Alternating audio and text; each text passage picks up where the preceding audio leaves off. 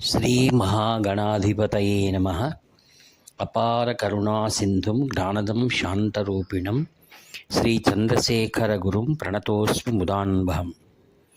ఆత్మీయులారా, కాంచి కామకోటి పీఠం మహాస్వాముల వారు కాంచీపురంలో ఉన్నప్పుడు వారికి తిరుమలలో కళ్యాణోత్సవం చేయించాలన్నటువంటి ఒక సంకల్పం కలిగి కాంచీ కామకోటి పీఠం మేనేజర్ గారు దానికి ఏర్పాటు చేశారు.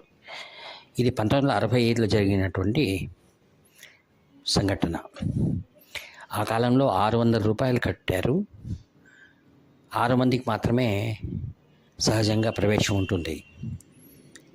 అప్పుడు మహాస్వాముల వారు, ఉత్తరాధికారి శ్రీ జయేంద్ర సరస్వాముల వారు అక్కడ తిరుపతి నుండి పేష్కార్ గారు 15 మంది వచ్చినా పర్వాలేదన్నారు. దాదాపుగా 15 మంది వెళ్ళారు.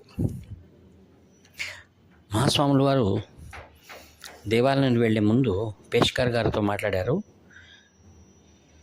తిరుమల దేవస్థానం ఈ యొక్క కళ్యాణోత్సవానికి ఎంతమందికి అనుమతి ఉంది అనగా 6 మందికి ఉంది స్వామి అంటే, మరి 6 మంది మాత్రమే వస్తామన్నారు. పర్వాలేదు స్వామి, మీకోసం మేము 15 మంది అయినా వదులుతున్నామంటే, అవసరం లేదు, తిరుమల టీటీడీ వారిది ఏమి నియమాలు ఉన్నాయో వాటిని మనం పాటించాల్సిందే.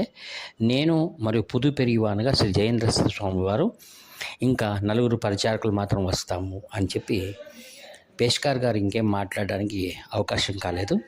స్వాముల వారు 6 మంది మాత్రం వెళ్ళి కళ్యాణోత్సవం చేసుకొని శ్రీ వెంకటేశ్వర స్వామి దర్శనం చేసుకొని వచ్చేసారు. ఏడుకొండలవాడ వెంకటరమణ గోవింద గోవింద.